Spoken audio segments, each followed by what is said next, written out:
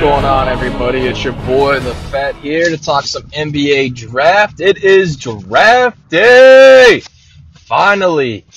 I don't know why I'm so excited, considering the Cavs have one pick, and only one pick. But my LA Clippers from the West, yes, that's right, I got a backup team. They're in the West, so I don't got to worry about them beating up on my number one, which are the Cavs. I'm going to go ahead and say special thanks to the A&B Masonry, our sponsors, for always holding us down. They should be your first and second choice when it comes to any of your masonry needs. The link and the contact number for A&B Masonry will be in the bottom underneath the video. So let's jump right into this. It's draft day.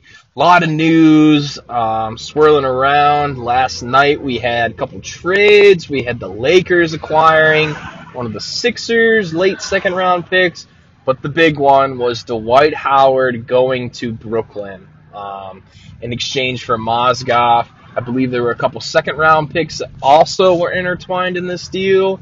So that's basically as far as I've gotten trade-wise. Those are the only two that I'm aware of at this time and moment.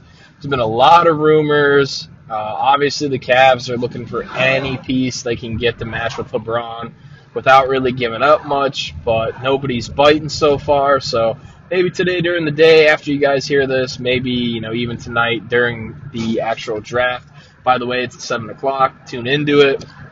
Cavs sitting pretty right now as we sit at number 8. Let me go through my mock draft actually real quick while I'm talking about it. Let's go ahead and get to this. I got Phoenix with the number 1 pick overall, and they are going to take DeAndre Ayton. He's a center from Arizona. He's been projected number 1 the whole time. I'm pretty sure I read somewhere that he only worked out for the Suns. That's the big that they need down low to support their wings and their guards. We'll have to see how that plays out as the small ball era is decreasing big man value. Unless you're a big that can take somebody off the dribble or even spot up for an occasional three. So we'll have to see a little bit more if DeAndre Ayton can add those elements to his game. He's a solid center out of Arizona. 1 year. Small sample size, huge upside. That's what we're going with there. All right, Sacramento's coming in at number 2, and I have them taking Luka Doncic from Real Madrid. This kid is supposed to be basically the EuroLeague Michael Jordan. Okay, I mean, he's been playing professionally since he's 16. He has all the tools.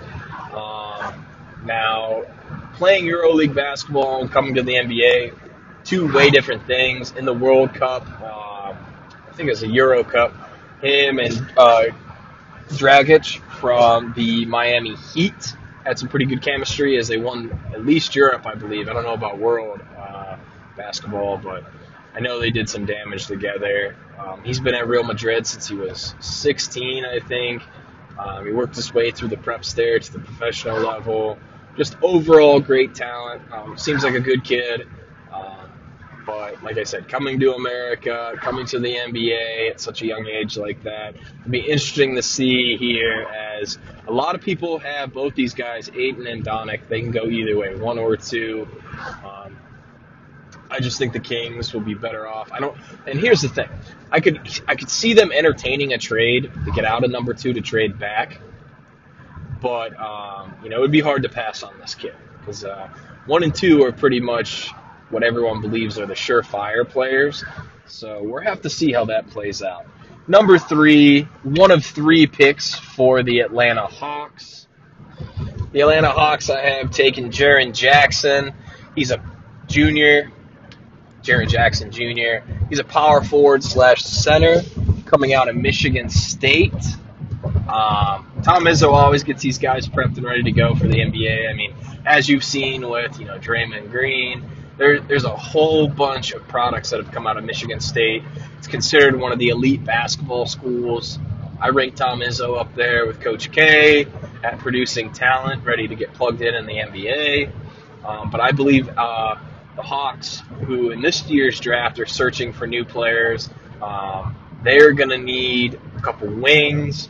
They got to match someone with Collins on the block. They got to get some help because the Hawks are terrible. Number 4, I have Memphis. This is another pick I could see them trading back with because I have right now them taking Marvin Bagley III out of Duke. Right, he's power forward center. But I really don't know if that's something they want to do. I mean, they have their center of the future in Marcus Hall. So this is one of those picks also, just like I said, at number 2 is Sacramento. I could see them moving in and out of the trade space, trading back, going with a lesser player because they have their core of Mike Conley, Gasol. I could see them, possibly making a run at someone. Problem with Memphis is they got to get rid of Chandler Parson and his wasted contract, and they need to figure out if they're going to make a run at Tyreek Evans. So Memphis at 4, I have taken Bagley. Number 5, Dallas. They're looking for the future. They're looking to replace Dirk, and they might get it here as I have them taking Mo Bamba out of Texas, the center, lanky, long extremities. Not a real big fan of this dude's highlight tapes, just because he's just so much bigger than everybody in the Big 12. He dominated, but he is a little soft on the interior. He's a little light. I'm worried about him getting beat up on the block by the likes of Anthony Davis, Boogie Cousins. I just honestly think, he's going to be a little bit more of a project than people expect. A lot of people are saying, hey, he's ready to go immediately. Well, that's not true. He's got a little bit of his game. He has been working and developing his shot. I still see him, projected as a 5, but I have Dallas taking him also at 5. Let's go ahead. Let's jump into number 6 with Orlando. I'm going ahead with Michael Porter Jr. out of Mizzou. He's a small forward, power forward. He's coming off back surgery. I believe it was even spinal surgery. So it's kind of a medical concern for Orlando, but they need another star. They have restricted free agent Aaron Gordon. They need to add talent, period. Orlando is one of the lackluster teams in the East, bottom feeder for a while. Personally, probably haven't been good since T-Mac days, but I just overall really would like to see these guys go here and take Porter Jr. because I don't want to see him go to Chicago, basically. Let's go ahead with number 7, the Bulls coming up here. Bulls have 2 picks. At number 7, I have them taking the center from Duke, Wendell Carter Jr. He's a great post player. He was matched with Bagley on the blocks. They had kind of like twin towers on the blocks. Chicago needs to rebuild the post game. And honestly, what better way to do that than add one of the best bigs? He's a little bit shorter than Mo Bamba and Ayton, but he's got an NBA-ready body. I like Wendell Carter Jr. I like them add Wendell Carter here to solidify the post. And they have another pick coming up later in the first round. Cleveland Cavaliers here at 8, all right? Now, me and TheSkiveWalker have discussed this pick over and over with scenarios and trades and who's the best talent available at here. Well, I honestly don't know. I have them reaching. A lot of people would consider this a reach, maybe not. But due to the fact George Hill's a little bit older and they're going to lose Calderon in free agency, I'm a little worried. I think they're going to need to scrap somebody like a Trae Young. LeBron made comments about Trae Young's play during the season last year, and it's somebody I think you can plug in, let them learn, and if LeBron stays, he will be compensated by having the veteran of LeBron to have his back. By no means am I saying them drafting Trey Turner keeps LeBron, but I think it's an incentive. I think it helps them. There's a lot of different guys people have going here. A lot of people have Miles Bridges. A lot of people have Colin Sexton going here, but I like Trae Young to come to Cleveland. I think they need that type of attraction. Trae Young was blown up in his only year at college, got a lot of media attention. I think we need that in Cleveland because there's that chance that LeBron leaves. We're going to need someone to look like the next star. And, last point guard we drafted was fairly decent by the name of Kyrie Irving. So I'm hoping that trend continues here for us. whether it's a rebuild or whether we trade out of this pick and get a higher pick or a lesser pick and add talent, veteran-wise. It doesn't matter to me. I'm okay with Colin Sexton here too. It doesn't matter between those 2 point guards. I just want them to go point guards because it doesn't make sense to grab a big. I'm going to keep saying this, a small ball era is coming. It's here, and it's winning. You're seeing what Golden State's doing. You're seeing what's Houston. Even look at somebody like the Celtics. They're guard heavy. So next pick I have is number 9, the New York Knicks. Mikal Bridges, small forward out of Nova. You got to add some talent for Strat, all right? Last year, taking Frankie, the little French point guard, the Knicks missed out. He's still a couple years away from developing. I think they shy away from any guards. I think they go and they get someone they know they can count on immediately, and I think that's going to be Bridges from Nova at the small forward. Moving on to Philadelphia, Mikal's brother, Miles, I hope. Anyways, he's a small forward, power forward out of Michigan State. I think this is where the 76ers reach up and get another wing. They're going to be having to decide whether they want to chase J.J. Redick or not, or they want to add a slasher. I think this is the guy, as he's a big body, he's ready to play immediately, and he can play, you can play Simmons at the 1 or even the 2, and you have Fultz at the 1. And then you could bring Bridges in, play the 3 or the 4, and then have him be down low. Sixers have, let me see here. Yeah, the Sixers, they have 2 picks in the first round, so I don't really see them trading out of the top 10. I think they like where they are. But I could definitely see them mixing it up, maybe going with another shooting guard like Lonnie Walker or even a Troy Brown here. Just depends on how they're going to handle the departure of J.J. Redick, whether they're going to chase him or not. That's going to be huge. But for the draft, that's going to tell us pretty much what their plans are. So we go to the 11th pick, which is owned by the Charlotte Hornets. I have them selecting Lonnie Walker here. They need another guard presence. Batum is terrible. And Michael Carter-Williams is bad. They don't have any guard help for Kemba. And this is assuming they keep Kemba, because coming up later, I'm going to talk some draft pick trades that could possibly go down, which I would like to see. No real official word on any of them yet, but I have Charlotte. If they stay at 11, they add Lonnie Walker. It gives Kemba another weapon. That's someone that's an instant scorer. He's electric, dunk machine. I just think it makes sense for Charlotte at 11 to take a 2. Now, 12 and 13 belong to my West Coast team, Los Angeles Clippers, all right? Back-to-back, 12 and 13, all right? So naturally, they have the opportunity to trade up having these 2 picks to maybe, Sacramento, Memphis, who knows who else. But if the Clippers stay at where they're at in the draft, which is 12 and 13, they would be able to draft the future, which would be Colin Sexton, point guard out of Bama, or Robert Williams, power forward center out of Texas A&M. Now, in my mock, I have them going back-to-back.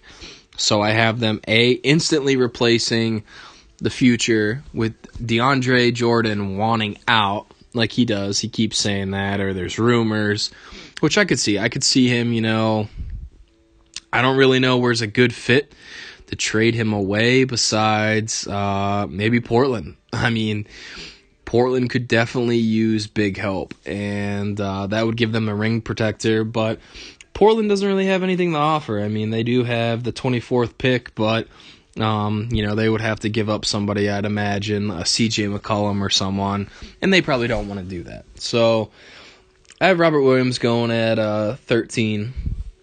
Denver's next, all right? So Denver comes in, they could use a combo guard. They almost eked into the playoffs. It's just hard to tell every time I look at the Nuggets. It's like they change uniforms every year. They have maybe one of the weakest mascots in the NBA, but I have them bringing in SGA, point guard combo guard out of Kentucky, Shea Gilgeous-Alexander. He's going to immediately get plugged into that lineup and hopefully provide a spark. They weren't too far off making the playoffs, so I think getting a instant plug-in player like SGA would be huge for them.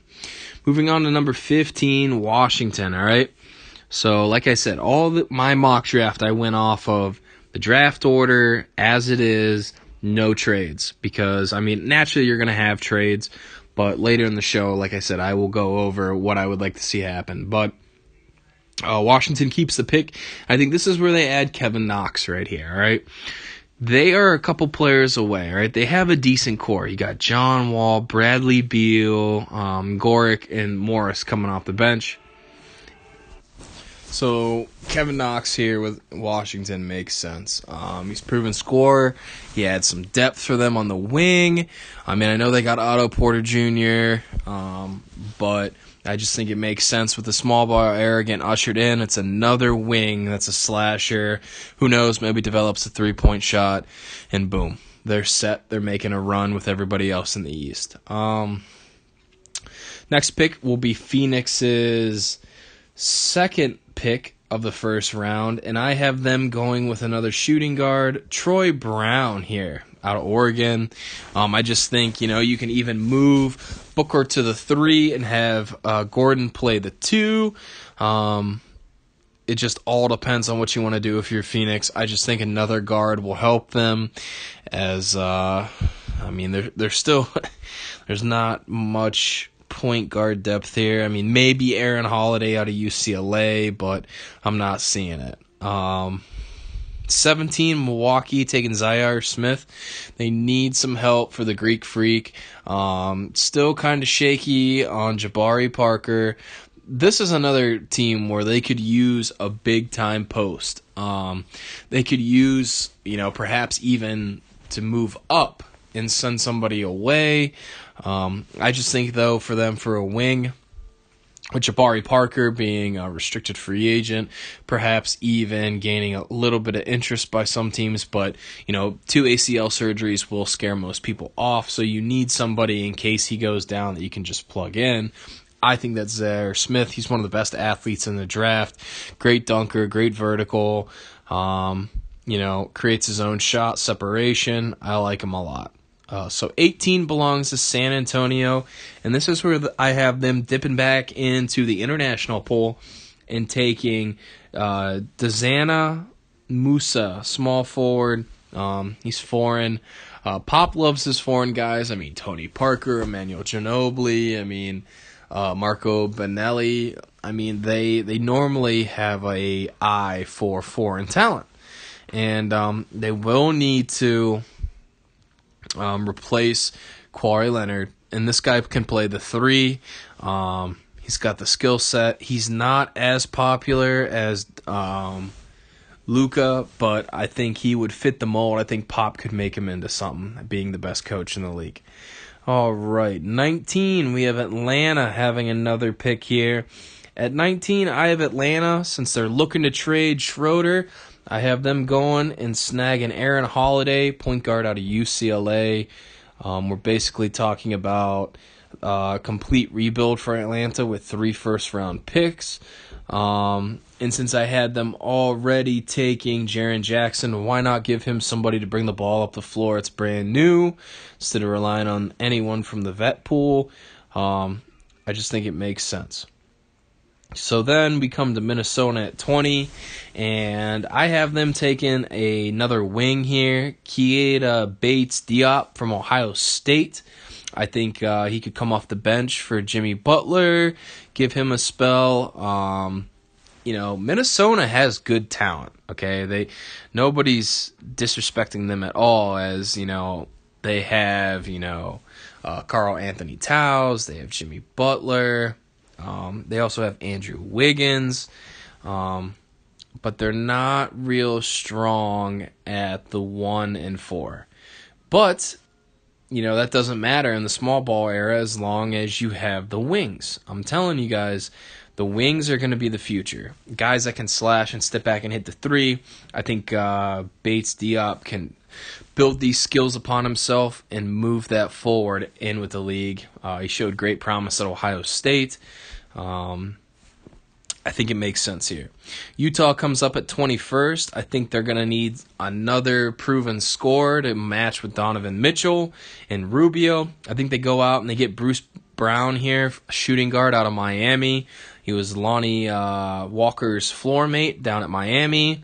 Good talent, good shot. I think they need to add him due to his shooting ability, and I think it gives them another guard to push and spread the floor. So that'll help them a lot. Chicago's second pick, they definitely need some sort of 2-3 combo guy, maybe even a point guard. I have them taking Chandler Hutchinson, shooting guard out of Boise State here at 22. You pair these two guys together in Chicago, okay? They get Wendell Carter, and then they go get Chandler Hutchinson. So they get the big and they get the guard, and they already have Zach LaVine, so they're solid there if you really think about it. But this guy has the ability to even play the three. He has a size. We'll just have to see if playing at Boise State in a mid-major is going to have its effects. Draft stock rose up a lot after the combine. He's really sneaky at getting even further up on the draft list on some people's draft boards. All right, 23, we have Indiana coming up. Indiana could use somebody to give Oladipo a breather, or if they need to go small, they won't have to rely on old Lance Stevenson. I have them taking Diliano from Kentucky. He's a shooting guard. I just think that Indiana at this point needs to add a guard here, like for the majority of the league. The small ball era, they have their post players that they need. They just need depth, and I think that's what this pick is. Portland comes up at 24. I think Portland goes and gets themselves a shooting guard. Curry Thomas, Crichton, another mid-major guy, right? And people are always skeptical of the mid-major guys because, they didn't play the talent level. They went to the big dance, and then, basketball's a team game. You can't just judge these guys based off going to a mid-major and how many games they won because, there is good individual talent there at the mid-major level. I don't have to bring up, Curry coming out of Davidson. I don't have to bring up, any number of guys you want to look at. Curry's the most famous right now. I just think this is a good move for them and adds another guard. And especially with the possibility that they get rid of C.J. McCollum or Dame Lillard, this is, a backup plan if they decide to go either one of those routes. 25 is the Lakers. I have them going with Anthony Simmons, shooting guard out of IMG Academy. I think they groom this guy. I think they bring him along slowly, and they pray that LeBron comes to rub off on this kid and develop him since he's a high school kid. Not real sure if this will actually happen. This is more of a spot pick for me. I think Simmons is a good match here. I think him and Lonzo could play decently together. I liked what I saw out of Simmons. But like I said, I expect the Lakers to try to push up if they're not able to somehow land a big-name player trade-wise like OKC. So that brings us to Philadelphia now with their second pick, and I think they go wing again. Yes, Philly filling the wings up. I think this is where they get Jacob Evans out of Cincinnati. Dude's a beast. He's proven. He's tough. He's got an NBA-ready body, and he can defend. So, I don't know what more you want. He kind of is, like, to me, a poor man Marcus Smart, only, he's bigger. So, good luck, Philly, on that if they don't trade both picks to try to move up. And that brings us to 27, where Boston comes up. And this right here is where I think they let Marcus Smart. I think this sends a message. Marcus Smart walks. And I think they go ahead and snag Grayson Allen out of Duke. I think he'll fit in that system with Brad Stevens. I think Brad Stevens can bring him along maturity-wise due to the character issues that Grayson Allen's had in the past. Coach K did his best with him, but when you come to the NBA, it's on a whole different level. And I like I said, I don't think Boston wants to spend $13 million on a Marcus Smart. I think they would rather go cheap and get the cheap version of him, which, I mean, honestly, Grayson Allen probably isn't as good as defender as Marcus Smart, or developed as a player, obviously, but he could with the right coach. I think you throw him in with Brad Stevens, and Brad Stevens finds a place for him in the system. 28 belongs to Golden State, and I hate to see this pick, and I hate to say it because it hurts me after the finals loss, but I think Golden State needs more depth coming off the bench at guard. I think, Sean Livingston's another year older, Iggy's another year older. I think you need somebody that can shoot lights out, and who else to do that except Dante DiVincenzo from Nova, shooting guard, pretty much a marksman the whole time. His stock rose. He plays the two. I just think he will fit in that running gun offense. I think he will adjust to the 3-point difference, and I think Golden State finds themselves another dead-eye shooter, which scares me because at the possibility of lining up Draymond and KD at the 5 and the 4, and then you got Klay Thompson, Curry, and then you throw maybe DiVincenzo in there, and next thing you know, they're shooting threes every chance they can up and down the floor. So it's kind of a fear pick for me here that they get a marksman like this, but if not, I could definitely see them trying to go with another big. I think they might go with Mortons Wagner out of Michigan here too. But that's only because I have Brooklyn at 29. Now, see, I made this before the Dwight Howard trade, so let me start by saying that, all right?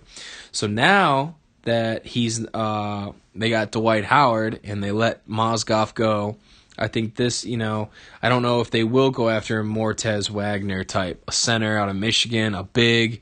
I think now Brooklyn is going to be more in the market for a guard. So, they do need some shooters, but it's thin as you get back to this late in the draft. So naturally, I'll stick with my pick of Wagner, just in case, because Dwight Howard does have, I think he's something like a buyout next year, or they can, he has an option to opt out. We'll have to see. And then finally, the last pick of the first round, I have Atlanta grabbing Melvin Frazier, small forward out of Tulane. I think that will give a good young nucleus to the Atlanta Hawks. I don't see them winning many games. I see them back in the lottery next year, even with this 3 first-round pick talent pool. But at least they will have, a big, a guard, and then a wing pretty much here. So that is my 30 pick first round mock draft. Now it's time to get in some trades I want to see. And the first trade I want to see is I think the Cavaliers have an opportunity to package Tristan Thompson, J.R. Smith, and the 8th pick to Charlotte for Kemba. SkiveWalker's right. There is a chance that we can pull this out without pulling apart our roster or giving up Kevin Love, because keeping Kevin Love is essential here. You need to pair Kemba, LeBron James, and Kevin Love, and we are automatically better. And whether you keep George Hill at that point to come off the bench, it's irrelevant because Kemba Walker is going to be playing the whole time, bearing healthy with no injuries. So that's what I want. I think Charlotte's going to be in a rebuild. I think they take the 8th pick, and you force them to take on some contracts, because then they have 2 first-rounders. They have the 8th and the 11th. MJ will get his opportunity to draft 2 players here. Like I said, at that point, if they have the 8th pick, Trae Young's there, according to my mock, and Colin Sexton. So, they could go get a Lonnie Walker, Colin Sexton combo, which is very attractive for them. The Spurs, they trade Kawhi Leonard to Boston for the 27th pick, and next year they get the highest Boston draft pick. Yes, they make a move for the future. Pop accepts that this year they're going to have some issues and that they're going to be rebuilding. So not only would the Spurs get 2 first-round picks, they could add another piece of the puzzle, another young, talented kid that could play right away in the first round. They also would receive one of many first-round picks that Boston has. Believe they hold 2 or 3 for next year. I think they take the highest one in order to send Kawhi Leonard there. And all of a sudden, Boston becomes a super team. And, I mean, I'm not talking about 4 deep. I mean, I could also see a Jaylen Brown or a Jason Tatum getting added to this because, you're going to have Gordon Hayward, Kyrie, and then it's going to be tossed in the air. But the only team that could play ball with the Spurs to practically pull Kawhi Leonard out of there is Boston because they have so many draft picks in the next couple years leading up to this. They're bound to get it right. And I think that's what the Spurs are going to need to realize is, all right, we're not going to have Pop forever. LaMarcus Aldridge is traveling quickly. I don't know if he's 30 or around there, but, his time is going to come too. So you lose the issue there with Kawhi Leonard, okay? And you add, let's say, Boston gives the 27th pick. Next year, the lowest first-round pick, but they toss in Jaylen Brown. Boom, all of a sudden you naturally have, someone to plug right in away and replace Kawhi Leonard, who's played a couple NBA seasons, who would be ready to go. And, it just really depends. The Spurs have, they have all the cards in their hands. They're holding Kawhi Leonard, hoping that he is able to, I would say, somewhat change his mind towards the general management side of the game. But I'm not holding my breath on it. There's a good chance he sits out all year, too, because they don't trade him. And then, boom, he's gone for LA the next year. So, that brings me to the Wiz. I have them trading Bradley Beal in the 15th pick to the Knicks for the Knicks' 9th pick plus future picks. It makes sense to me, all right, because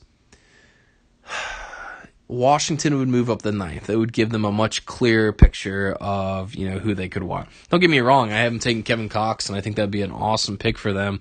But if they want to move up the 9 and possibly have a chance at getting another big, whether it's one of the Bridges, whether it's, whether it's Robert Williams, somebody to complete the block and the post players they have. I just think, but Bradley Beal in New York with Strap, maybe Frankie in, who knows? Maybe they make a run at somebody in free agency, or they're willing to trade the future to get somebody. We don't know, obviously. These are all hypothetical. I'm just going off of what, from a general management standpoint, I could see happening. Next one I have is the Hawks trading Dennis Schroeder to the Clippers for the 13th pick.